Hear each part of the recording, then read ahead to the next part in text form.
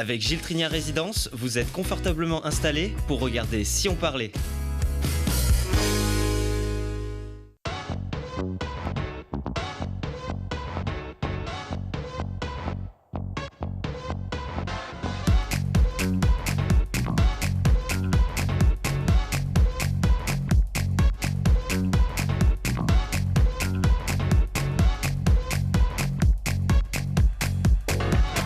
Bonjour à tous, bienvenue dans Si on parlait, l'émission qui vous donne la parole chaque jour pour savoir ce qui se passe près de chez nous.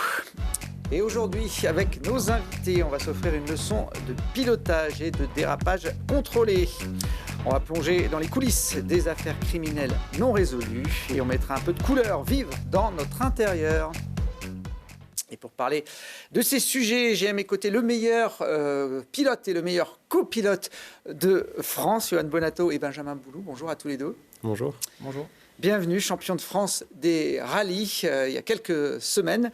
On va en parler avec vous. Bleu, blanc, rouge, c'est les couleurs de rigueur quand on est champion de France. On va en rajouter quelques-unes à la palette au cours de cette émission avec Karine Mastrodonato. Bonjour Karine. Bonjour Thibaut. Bienvenue, designer d'intérieur et chroniqueuse pour Télé Grenoble quand elle n'est pas dans son agence de Mélan. Vous allez nous égayer aussi un peu cette période hivernale en nous parlant de pouvoir des couleurs. Ils ont un pouvoir, les couleurs, mais ça, on verra ça tout à l'heure. Je ne sais pas si par contre lui va nous égayer avec ses histoires, mais je suis très content de le retrouver sur le plateau de Télé Grenoble. Bonjour Jacques Dallest. Bonjour Thibaut. Bienvenue. Ancien procureur général de Grenoble, à la retraite depuis peu de temps. Vous êtes un jeune retraité. Ouais, si on veut.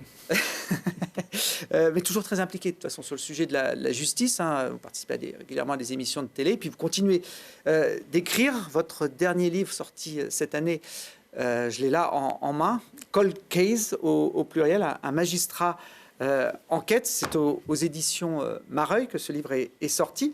Un livre qui décrypte le travail d'enquête du magistrat justement sur les affaires criminelles complexes. Ouais, ce que j'ai essayé de faire, c'est de mettre par écrit un peu une expérience personnelle, parce que j'ai malheureusement connu un certain nombre d'affaires que je n'ai pas pu résoudre, d'affaires criminelles, et puis une réflexion que j'ai menée avec d'autres pour améliorer la façon dont la justice traite ces crimes anciens, ces crimes énigmatiques, dont malheureusement on parle régulièrement dans l'actualité. Alors, un cold case, pour nos téléspectateurs qui ne seraient pas forcément familiers du terme, c'est une affaire complexe dont l'issue est incertaine. Vous n'allez pas me contredire sur cette définition. Une affaire criminelle, c'est-à-dire un meurtre ou un viol, donc les affaires les plus graves, qui ne sont pas résolues dans un temps qui est habituellement le temps ordinaire. On résout les affaires assez vite, la plupart du temps, mais un certain nombre restent énigmatiques. Celles, encore une fois, dont on parle régulièrement. Ce sont des constats d'échec pour la justice, tous ces cold cases ? Oui, bien sûr, je l'ai connu moi-même. J'ai en souvenir plusieurs meurtres dont on n'a pas pu identifier les auteurs. Donc c'est un échec pour la justice, c'est un échec pour la société et c'est un drame pour les familles qui n'ont pas la solution, qui ne savent pas ce qui s'est passé réellement et qui n'auront personne à juger, à faire juger dans cette affaire. Donc c'est vraiment quelque chose sur lequel on doit réfléchir et c'est ce qu'on a essayé de faire ces dernières années. Alors j'ai vu dans votre livre qu'à peu près chaque année en France, il y a 850 crimes qui sont commis et que sur ces 850, il y en a 150 à 200 qui ne sont pas élucidés. Ça fait quand même d'année en année des milliers de meurtriers qui restent dans la nature. C'est à peu près 20%. Alors dans ces crimes non élucidés, il y a ce qu'on appelle les règlements de compte. Là aussi, c'est malheureusement assez fréquent. Où là, c'est compliqué parce que l'auteur a prémédité son crime. Mais on a aussi des crimes ordinaires sans solution. Il faudrait rajouter à ce chiffre aussi les disparitions inquiétantes. Vous savez que chaque année, des personnes disparaissent. On en a connu un certain nombre, le petit Émile, la jeune Lina, etc. Et on ne sait pas si ces personnes disparues ont fait une mauvaise rencontre, si elles sont toujours vivantes ou si elles ont été tuées. Donc tout ça, c'est une problématique assez large qu'il faut mieux appréhender et qu'on essaye de mieux traiter par un dispositif qui a été mis en place il y a maintenant 18 mois avec un pôle spécialisé près de Paris, à Nanterre. Est-ce que justement ces cold cases, le taux de résolution a tendance à augmenter avec les progrès, par exemple, technologiques? Ça a un impact là-dessus? Certaines affaires que j'ai traitées il y a longtemps, je pense qu'aujourd'hui, elles seraient solutionnées. Pourquoi? Parce qu'après le milieu des années 90 est apparu l'ADN, l'empreinte génétique que laisse l'auteur sur un crime, ce qu'on ignorait auparavant. Et on peut penser qu'un certain nombre d'affaires aujourd'hui seraient résolues. Et cette évolution scientifique permet d'avancer beaucoup parce que l'ADN a un intérêt, c'est qu'il est très résistant. Même 20, 30 ans, 40 ans après, on peut identifier le titulaire de cet ADN et peut-être avoir de quoi confondre l'auteur des faits. Et ça a été une révolution qui est bien utile aujourd'hui et qui n'est pas terminée parce qu'il va y avoir encore des évolutions assez impressionnantes. Avec quelques cellules biologiques, on pourra bientôt avoir la morphologie de la personne, peut-être son âge. Donc ça sera une avancée considérable dans ces affaires criminelles. On parle beaucoup dans les révolutions technologiques de l'arrivée de l'intelligence artificielle. Est-ce qu'elle pourrait résoudre des affaires que les enquêteurs n'ont pas réussi à solutionner? Elle est déjà utilisée pour notamment appréhender des dossiers qui font des milliers de pages. Il faut une technologie, il faut l'informatique.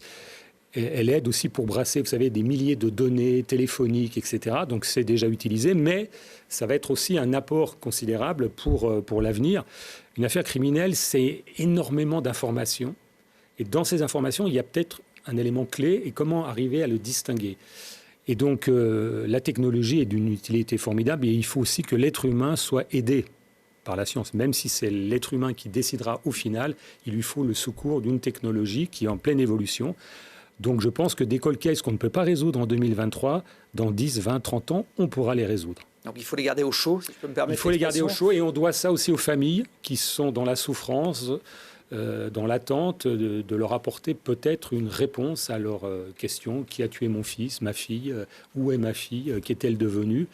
Je pense que la société doit ça et puis ça peut aussi accessoirement éviter des erreurs judiciaires, ne pas se tromper de coupable. Ça aussi, c'est quelque chose d'important. Voilà, donc nous sommes dans une continuité. Les choses ne seront pas les mêmes dans 20, 30 ans, comme aujourd'hui, elles sont différentes d'il y a 20 ou 30 ans.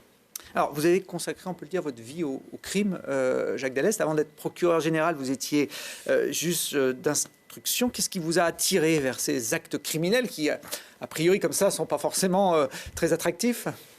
Oui, quand je vais dans des salons du livre, je rencontre souvent des auteurs de polar qui parlent savamment du crime, ils ne savent pas ce que c'est. Ils n'ont jamais vu un crime ni un criminel. Moi, j'en ai vu beaucoup. Malheureusement, je suis allé sur ce qu'on appelle des scènes de crime, des gens tués. Et j'ai rencontré un certain nombre de criminels, puisque j'ai dû les interroger. Donc, ça m'a donné une certaine connaissance. Et d'ailleurs, j'en déduis une chose assez fondamentale, c'est que n'importe qui est capable de commettre le pire. Le criminel, ça peut être n'importe qui. C'est ce qui déroute souvent. Et ça m'a toujours intéressé de connaître un peu la psychologie humaine, savoir que derrière une façade, qu'on peut tous savoir, il y a une réalité qui peut être plus sordide. Quelqu'un qui n'est pas forcément un assassin, mais qui peut être quelqu'un de violent, qui peut être un violeur, etc. Et ça, la société, il y a l'apparence, mais il y a aussi les coulisses. Et les coulisses m'ont toujours beaucoup intéressé. Ouais, j'ai noté une phrase, vous dites que les meurtriers sont souvent d'une banalité affligeante. Même les serial killers qu'on imagine dans... Regardez la tête de Monique Olivier, qui est en train d'être jugée, qui a déjà été condamnée pour des meurtres. Elle fait tout à fait ordinaire. Fourniret avait une tête tout à fait banale. D'ailleurs, les jurés, quand ils arrivent, quand ils voient l'accusé dans le box, ils imaginent quelqu'un qui est là pour un acte atroce, avec une tête atroce, mais non, il est tout à fait ordinaire. Et vous le voyez dans l'actualité, on est très surpris, c'est notre voisin, il a tué toute sa famille, c'était un monsieur gentil, etc. Le criminel nous renvoie à notre propre image. Rares sont les tueurs en série, heureusement, ou les tueurs à gages. Et c'est la société qui, dans toute organisation, secrète à un moment des gens qui passent à l'acte parce que sous la colère, pour se venger, pour différentes raisons. C'est la vie en société. J'ai appris en lisant votre livre qu'il y a une prison en Alsace qui regroupe tous ces grands criminels que vous avez cités, Francis Holm aussi, ou Guy Georges, Nordal-Lelandais. Ils sont tous dans la même prison. Je les ai rencontrés. J'ai passé 2 jours dans cette prison à Ensisheim en Alsace, qui est une maison centrale où il y a 200 détenus condamnés à des très longues peines. Il y a une 50aine sont condamnés à perpétuité et on y met là-bas notamment les plus grands tueurs en série et d'autres criminels un peu célèbres comme Nordal-Lelandais. Et ces gens-là, je les ai rencontrés. Et quand vous les voyez au détour d'une coursive, vous voyez encore une fois des gens à peu près ordinaires. Et c'est difficile de voir en eux des assassins abominables. Les 3 que vous citez, Fourniret, Francis Holm et Guy Georges, ont tué plus de 30 personnes à eux 3. 30, 40 personnes. Et vous voyez des individus qui vaquent à leurs occupations.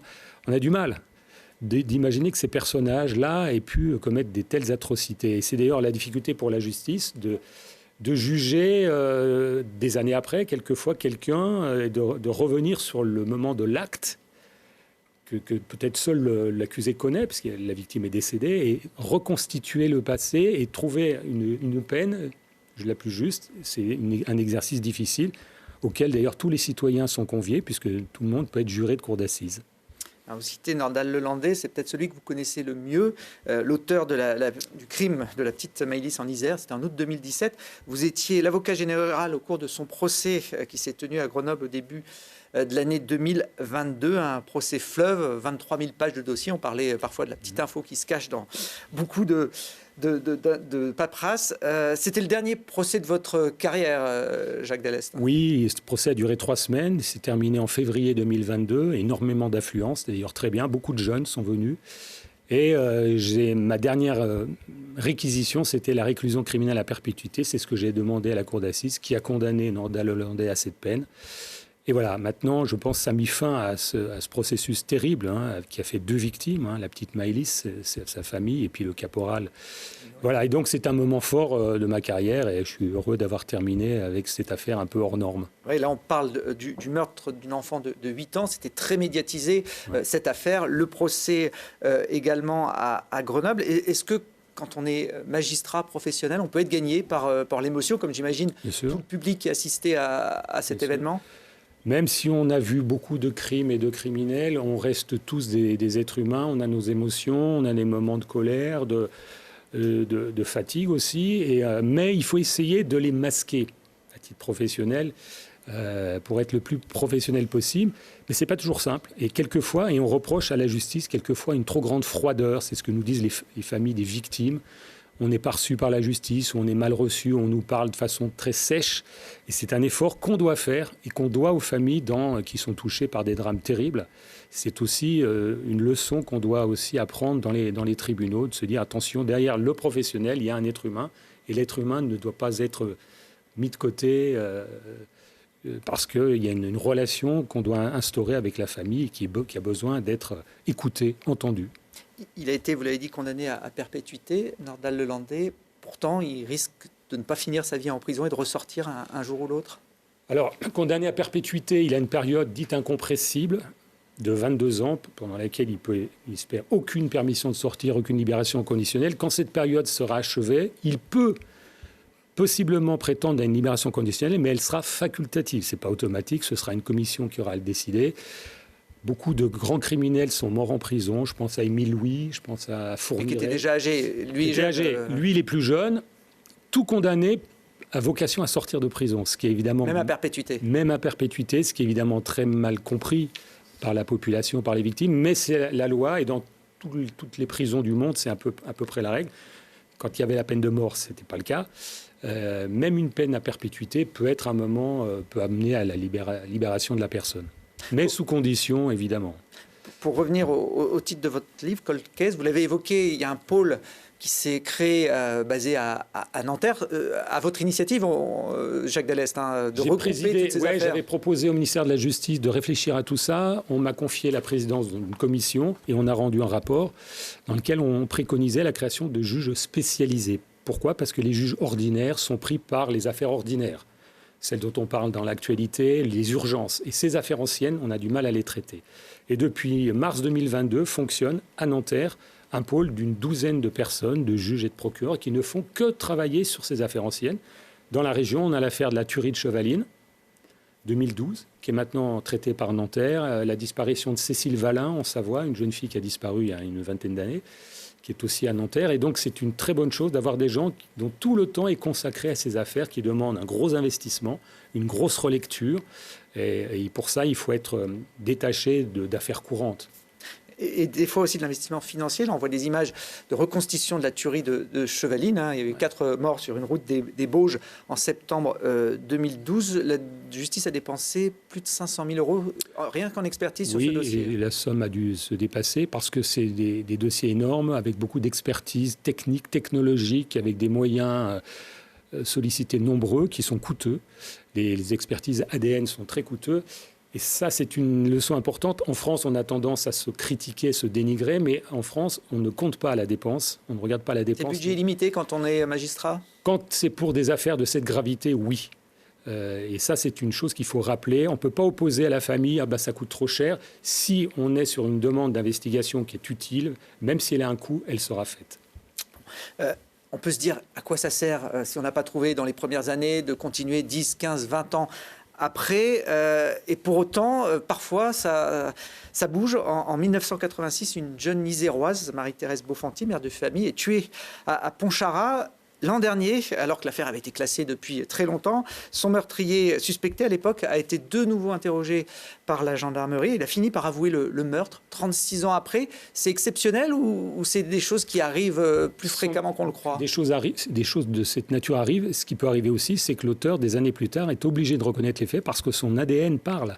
C'est l'affaire du grêlé qui a mis fin à ses jours, qui avait été confondu par son ADN des années plus tard, après des crimes commis en 1986 également. Là, il n'y avait pas de preuve sur l'affaire Bonfanti. Non, c'est lui qui a avoué. C'est lui qui a avoué. Qui a désigné l'endroit où il avait caché le corps. On l'a retrouvé, des fragments de corps, le crâne notamment, plus de Et voilà, temps et je pense que pour la famille, c'est une satisfaction. Puisqu'il faut aussi savoir si l'intéressé n'a pas pu commettre d'autres crimes. C'est aussi important de confondre quelqu'un parce qu'une personne en liberté peut tuer de nouveau, ça peut arriver. Donc socialement, on a besoin de cela, de ne pas se dire l'affaire est ancienne, on la clôture. Non, c'est pas possible. Après, le temps qui passe, c'est un temps qui joue en faveur de l'auteur. Hein. Les témoins disparaissent, même l'auteur peut disparaître d'une mort naturelle. Mais c'est plutôt à l'honneur de la France et d'une démocratie judiciaire de mettre des moyens pour ne pas s'avouer vaincu, ne pas renoncer en disant c'est trop ancien. Et si on était concerné soi-même, on ne consentrait pas que l'affaire du meurtre de son fils, de sa fille, il soit clôturée comme si c'était une affaire sans intérêt. C'est plutôt à l'honneur de la France et moi je suis content d'y avoir participé à mon niveau avec d'autres. Et peut-être que tout n'est pas terminé, le processus va se poursuivre, on va sans doute encore s'améliorer dans la résolution des affaires anciennes. Alors je lève un petit point sur l'affaire Bonfanti. On a, 36 ans après, identifié le meurtrier, il a avoué et pour autant la justice ne va pas le juger, c'est trop tard. Alors on ne peut pas le dire, la Cour de cassation a rendu hier un arrêt qui a cassé une décision de la Chambre d'instruction de Grenoble. On avait considéré, nous, à Grenoble, que l'affaire n'était pas prescrite parce que l'intéressé avait dissimulé le corps de sa victime. Ce n'est pas l'analyse que fait la Cour de cassation, mais pour autant, l'affaire va être rejugée à Lyon. Et on verra ce que décidera la Cour d'appel de Lyon. Je pense que quand on a affaire à quelqu'un qui a dissimulé son forfait, je pense qu'il ne doit pas bénéficier de la règle traditionnelle de la prescription. On est sur une disparition, en fait, qui s'avérait être un crime. Bon, affaire à suivre, comme je affaire à suivre. Dire. Tout à fait. En tout cas, pour ceux qui sont intéressés par le monde judiciaire, il y a énormément de gens, on le voit avec le succès des émissions de télé, vous participez régulièrement, Jacques Dallest, en tant que témoin à ces émissions autour des faits divers, ça intéresse une grande partie de la population. Cold Case, c'est une approche différente, plus technique, on voit les coulisses de l'enquête d'un magistrat et toutes les étapes qui peuvent être abordées dans des dossiers d'affaires criminelles souvent complexes. Les tribunaux, vous l'avez dit, sont occupés par beaucoup d'affaires courantes. Parmi ces affaires courantes, il y a les infractions automobiles pour tous ceux qui se prennent pour des pilotes de rallye. Alors, je vous rassure, toutes les images que l'on va voir maintenant ont été réalisées, on va dire, dans le respect de la loi.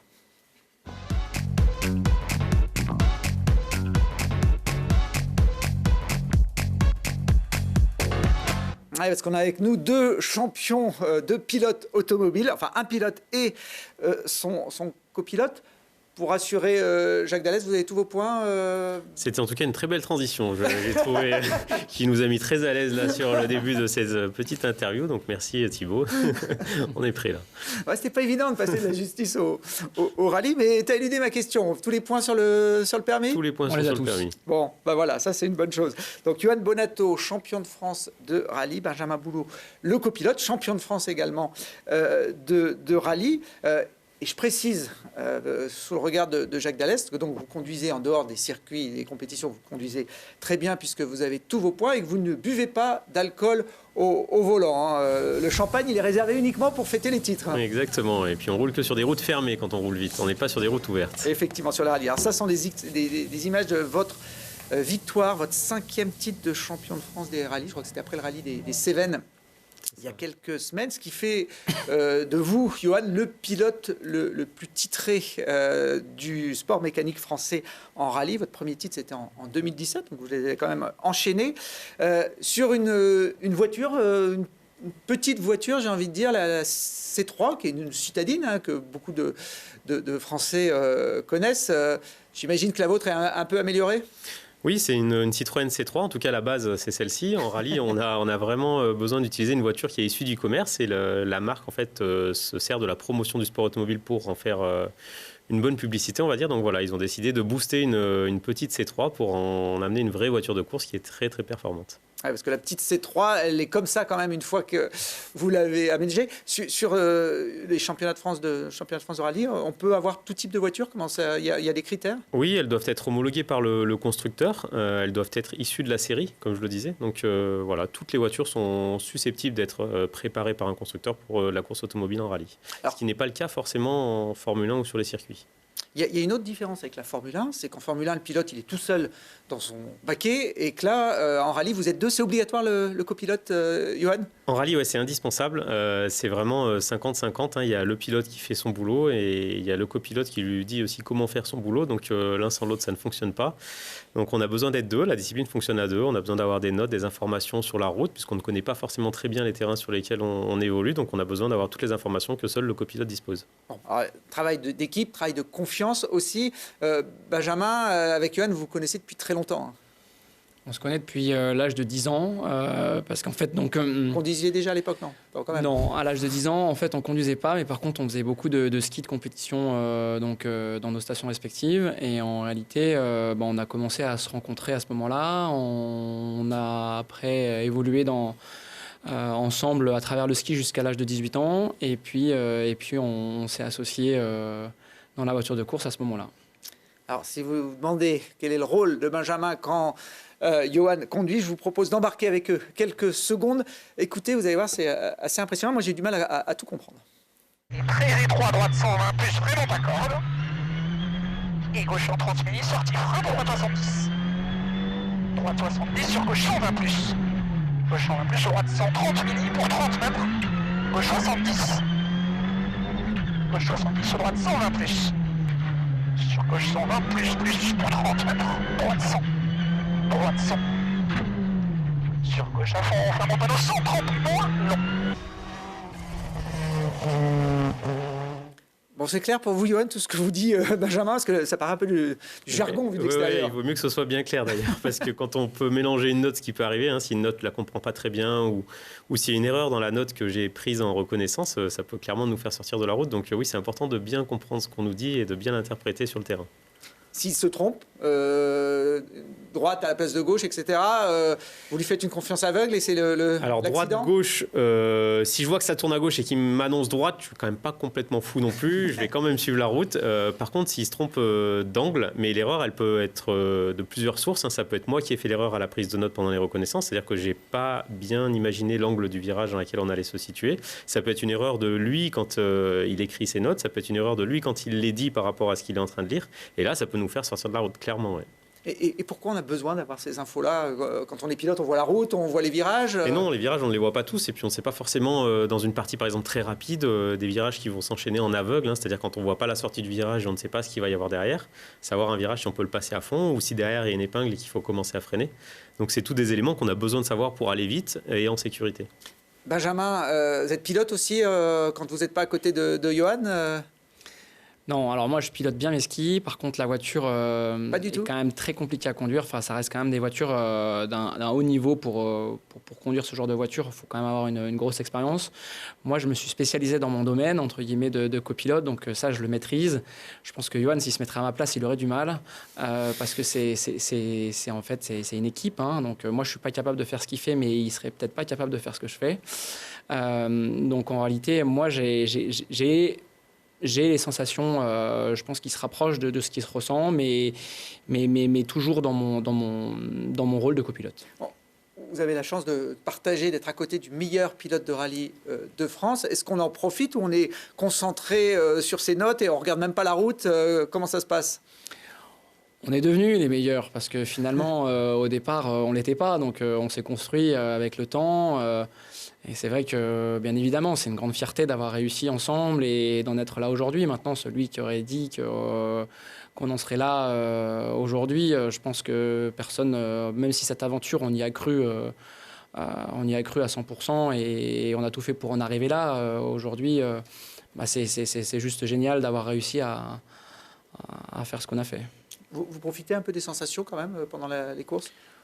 Mais je crois qu'on est même drogué à ça, dans le sens où en fait l'adrénaline, la pression qu'il y a dans une voiture de course, l'énergie qu'on y met, le stress, la dangerosité de l'activité fait qu'en fait on est quand même à la limite de l'adhérence, à la limite de la vitesse à chacun des virages. Donc en fait c'est quelque chose qui est saisissant et aujourd'hui on prend énormément de plaisir à faire ce qu'on fait parce que c'est fait de manière intelligente dans le sens où on n'est pas non plus des fous du volant comme on pourrait l'imaginer par rapport au fait que tout est maîtrisé, tout est calculé. Cette année on a fait beaucoup de courses et on n'est jamais sorti de la route en prenant beaucoup de risques pour gagner. Donc tout ce qu'on fait c'est maîtrisé, quoi. Bon, la séquence qu'on a vue précédemment était issue du rallye du Mont Blanc. Vous avez remporté votre 7e victoire sur ce rallye. Johan, en plus devant vos enfants qui étaient là pour vous accueillir. Oui, on avait les enfants à l'arrivée. C'était un moment très très sympa. C'est vrai qu'on n'a pas beaucoup l'occasion de les avoir sur les courses, qu'ils ont l'école, un petit peu la vie de famille à la maison qui n'est pas toujours évidente sur les déplacements. Donc là, qu'ils soient là sur une épreuve plus proche du domicile des Deux Alpes. Donc c'était très très émouvant à l'arrivée. Vous avez une consommation de bouteilles de champagne quand même assez conséquente. À chaque fois qu'il y a une victoire... C'est jamais du très très bon. Quand celui qu'on a reçu au champagne, il n'a pas une grande valeur. Dégustative en tout cas. Cette victoire donc, au rallye du Mont Blanc... Vous aviez à une époque lancé une opération un arbre, une victoire, un arbre plutôt. C'est toujours d'actualité ou finalement vous avez repeuplé toute la Non, on a rempli notre forêt. On n'a plus forcément la place sur les terrains pour pouvoir le faire. On en a planté une centaine malgré tout. Donc c'était chaque spécial. C'était bien. Voilà, chaque spécial remporté par rallye, on s'était engagé à planter un arbre et voilà, ça on a fait ça pendant presque 2 ans et là du coup on a arrêté cette année. Alors vous avez remporté 6 des 9 manches du championnat de France cette année. Vous avez pratiquement rien laissé à vos adversaires. Là, on voit, je crois que c'est le premier rallye, le rallye de Charbonnières, ces images. C'est le second rallye du championnat de France, effectivement. C'est le premier qu'on a remporté cette année, puisque le premier rallye au Touquet, on a terminé 4e. Donc c'était un moment décisif dans le début de la saison. Ça lançait le match. On était prêts, en tout cas, pour démarrer la saison du mieux possible. Alors, contrairement à un circuit, il n'y a aucune protection, même si évidemment les routes sont fermées. Donc, il faut piloter au millimètre. À quelle vitesse de pointe on peut aller sur ce type de rallye? Alors, les voitures de rallye ne vont pas très très vite. Ça va à 190, 192 km/h maximum, sauf qu'on est sur un environnement qui est plutôt étroit, non sécurisé comme vous le disiez. Donc, c'est vrai que ça peut être impressionnant, c'est dangereux clairement, mais on essaye de faire en tout cas les choses le plus en sécurité possible. Les voitures sont très bien protégées, mais les éléments extérieurs un peu moins. Ça vous est déjà arrivé un crash tous les deux Pas qu'un, ouais. Pas qu'un. On en a eu plusieurs, ça fait partie du jeu. C'est comme tomber en ski pour un descendeur, c'est le moins souvent possible, mais malheureusement ça fait partie du jeu et il faut savoir le faire malgré tout. Il faut savoir l'encaisser et rebondir derrière. Bon, j'ai retrouvé une petite image qui date du rallye de Monte-Carlo il y a quelques années. Alors, c'est pas un crash, mais vous aviez perdu une roue ou un pneu. Ça paraît assez incroyable, cette anecdote.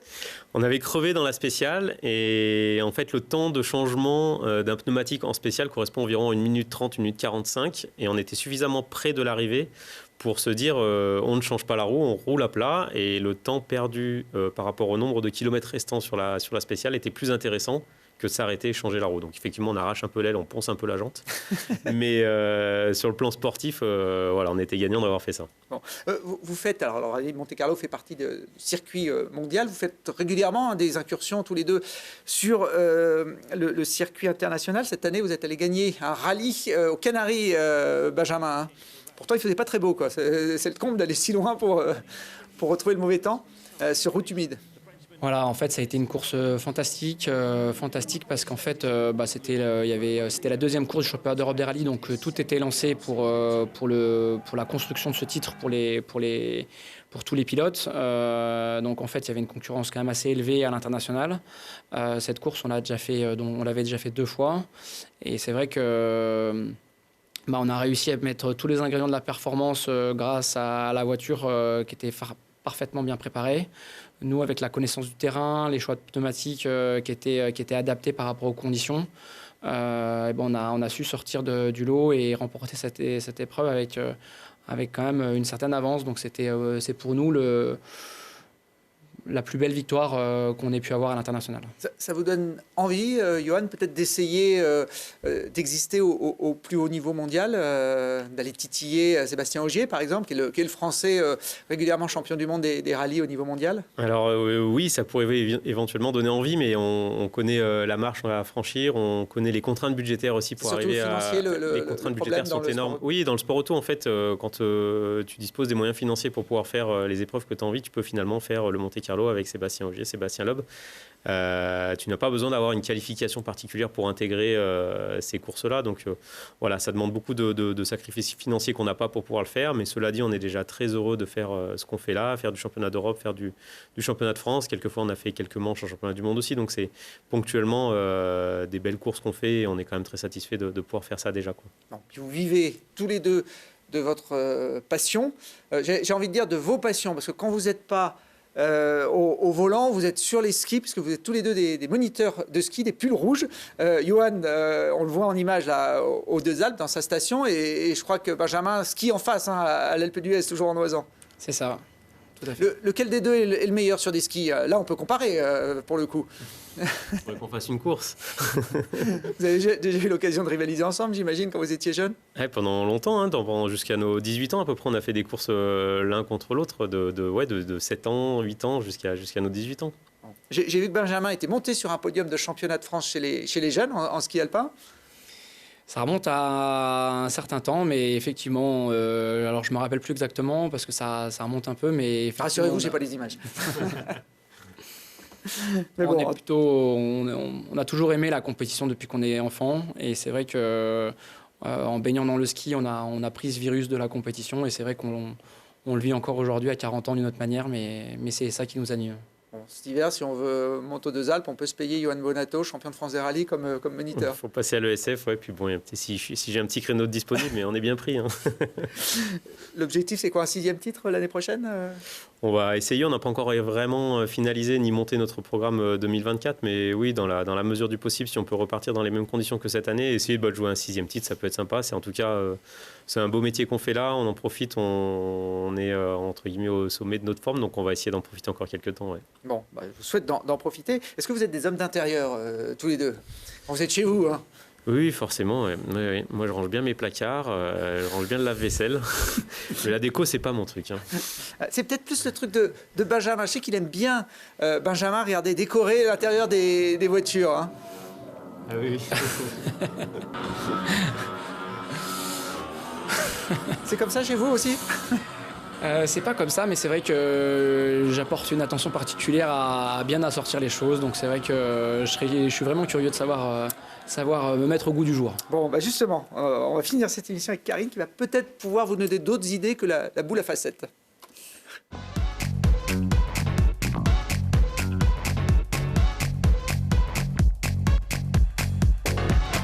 Karine Mastrodonato, designer d'intérieur basé à Mélan, qui vient de temps en temps sur le plateau de Si on parlait, pour nous donner des conseils d'aménagement. Parce que moi, je suis un peu comme Benjamin et Johan. Je ne suis pas un expert en la matière, mais on a tous un petit chez-soi qu'on aime rendre le plus agréable possible. Alors, après le noir des cold cases, le bleu, blanc, rouge de nos amis champions de France, on va élargir la gamme, Karine, des couleurs, puisque les couleurs peuvent avoir une influence sur notre bien-être. Oui, bien sûr, les couleurs ont une forte influence sur notre bien-être, nos comportements, notre nervosité. Il y a plein de couleurs qui sont importantes à intégrer dans certaines pièces, certaines fonctions. Et il faudra vraiment prendre en compte notre état émotionnel. Certaines pièces, donc ça veut dire qu'on ne va pas mettre la même couleur dans une chambre, dans une cuisine, dans une salle de bain. Qu'est-ce que vous nous conseillez justement par rapport au lieu de vie qu'on habite? Oui, alors par exemple dans une chambre, si on a des troubles du sommeil, on est insomniaque, on va conseiller le bleu clair, qui est selon des études scientifiques, donc ça a été prouvé que ça a un effet sédatif et anesthésiant. Donc on va privilégier cette teinte. Après, dans les chambres, c'est vrai que le rose clair est aussi dominant parce que c'est une couleur qui est apaisante et qui baisse la tension artérielle. Donc, pour bien dormir, mieux vaut avoir moins de nervosité. Et on a aussi les bruns qui sont, voilà, là, les marrons, on est dans une teinte chaude. C'est une teinte qui est rassurante, qui est assez neutre. On peut tout à fait aussi l'intégrer dans une chambre parentale. Par contre, il y a une teinte à éviter si on a du mal à dormir, ça va être le rouge, qui rend un peu les gens agressifs, on va dire. Voilà. Avec le fuchsia, parce que le fuchsia, dans le cercle chromatique, il se rapproche plus ou moins du rouge. Donc voilà, si on souhaite bien dormir, en tout cas, c'est des teintes qui sont à éviter. Jacques, vous êtes sensible à ça dans votre aménagement intérieur Pas de noir ni de rouge. Pas de noir ni de rouge. Ça, je peux comprendre. Johan, on a compris que oui, tout ce qui est un peu clinquant, ça le fait, les couleurs un peu vives, non? La voiture, elle est quand même assez vive. Hein. Il faut qu'elle se fasse remarquer quand même. Donc, nous, on nous voit quand même arriver, quoi. Bon. Alors, Karine, vous avez apporté quelques illustrations colorées pour illustrer les bienfaits des couleurs. On va commencer par le rose, qui est une couleur qui se prête à beaucoup de choses. Alors oui, alors le rose, en fait, c'est une couleur qui est très douce, très apaisante, très sucrée. Symboliquement, ça rappelle un peu la maternité, la tendresse, voilà, d'une très grande douceur. Donc c'est vrai que c'est une teinte, voilà, qu'on préconise fortement pour les chambres. Les chambres d'enfants aussi, pour les petites filles qui sont hyper actives, voilà, c'est prouvé que ça a apporté quand même de l'apaisement. Dans les salles d'eau, salles de bain, ça rehausse le teint, ça a un effet bonne mine, donc c'est fortement conseillé. Et puis là, on voit dans les pièces de vie, dans les illustrations, les canapés, le plafond, c'est une teinte qui est assez neutre et qui s'associe facilement avec d'autres couleurs. J'ai vu que c'était parfois utilisé dans les prisons, oui. le rose. Oui, dans des prisons qui sont basées à Berne, en Suisse. Ça a été appliqué dans certaines cellules. Donc, ils ont appliqué du rose clair, vraiment des cellules tendance Barbie. Hein, c'est vraiment ce rose-là. Et ça a eu un effet très bénéfique. Ça a calmé, ça a apporté un effet calmant. Voilà. Et dans les cellules aussi psychologiques, on utilise beaucoup le rose. Et dans d'autres structures comme les crèches ou les écoles maternelles ou dans les hôpitaux, c'est la couleur de l'espoir pour apporter, voilà, l'espoir à la guérison. J'ai pas l'impression qu'elles soient toutes roses, hein, les prisons françaises. Jacques, vous qui les connaissez mieux que moi. C'est même un peu sombre pour beaucoup d'entre elles. Du rose, on passe à l'orange, qui est aussi une belle couleur. Alors l'orange, c'est une très belle couleur chaude qui va apporter, qui va ouvrir à la communication. Et qui va apporter aussi, qui va stimuler. Donc c'est vrai que c'est une couleur qui est beaucoup utilisée dans les salles de sport, dans la communication. Et là, comme on voit dans l'illustration, c'est une couleur qui symbolise la bienvenue. Donc là, on va dans une chambre d'enfant, salle de jeu, ça va booster la créativité. Donc c'est une teinte qui peut s'intégrer facilement dans beaucoup de pièces, dans les salles d'eau, dans les pièces de vie. En parcimonie dans les chambres, puisque ça stimule. Donc, comme je l'avais dit précédemment, il faut éviter certaines couleurs. Mais elle a évité aussi dans les open space, parce que vu elle favorise la communication, les open space, c'est des lieux qui ne sont pas cloisonnés et on peut vite, du coup, manquer de concentration, on va dire. Bon, je vais regarder quelle est la couleur de la rédaction, parce que nous, on est en open space, mais je n'ai pas fait attention. Je ne pense pas qu'il y ait beaucoup d'orange chez nous, mais je vais quand même contrôler. Bon, on passe de l'orange au vert. Là, le vert, on peut se lâcher, hein, quand on est automobiliste. On remet les gaz. Le vert, toutes les photos qu'on voit, évidemment, c'est chez vous, Karine. Hein, on ne l'a pas précisé, mais vous avez une grande maison avec beaucoup de diversité. Oui, j'ai beaucoup de pièces, je peux toutes les exploiter. Non, alors le vert, c'est une couleur, ça représente la nature, la sérénité, la tranquillité. Après, dans les verts, bien sûr, on a plusieurs nuances. Par exemple, le vert sapin, le vert forêt, ça va être plus prestigieux, ça va représenter la prospérité. Là, on a le vert Montalo qui va plus représenter la fraîcheur. On a les verts sauge, là, qui va représenter un peu plus l'élégance. Mais bon, ce sont des teintes qui sont apaisantes, rassurantes, et qui, pour moi, représentent aussi une teinte neutre, donc qui peut s'intégrer avec beaucoup de couleurs. Voilà, on peut faire des combinaisons de couleurs. Le vert va aussi bien avec le bleu, le rouge. Voilà, c'est assez neutre. Johan est très fort dans les verres de champagne. Bon, T'es en forme, hein. Ouais, t'es en forme, là. Hein. allez, pour être raccord avec nos champions de France de rallye, on termine cette présentation de l'effet des couleurs avec le bleu.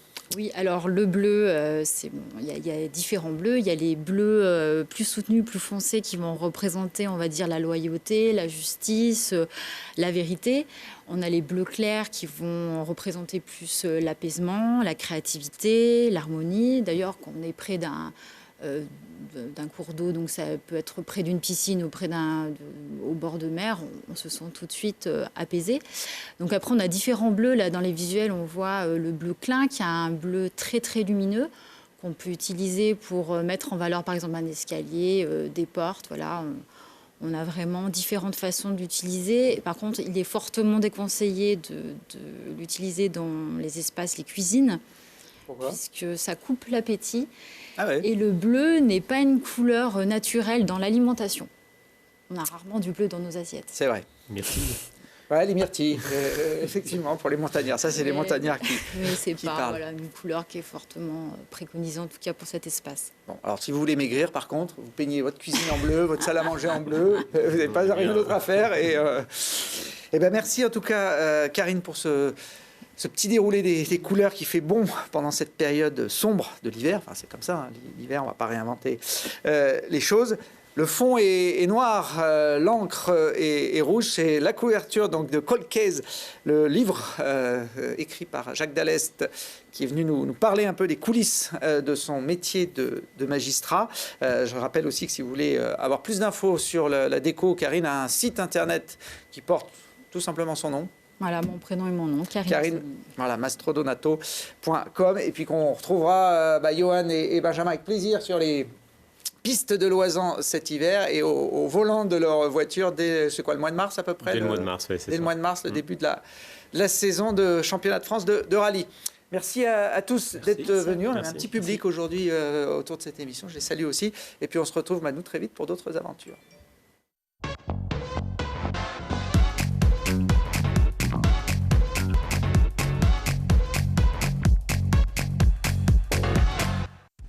Vous avez profité de Si on parlait avec Gilles Trinière Résidence.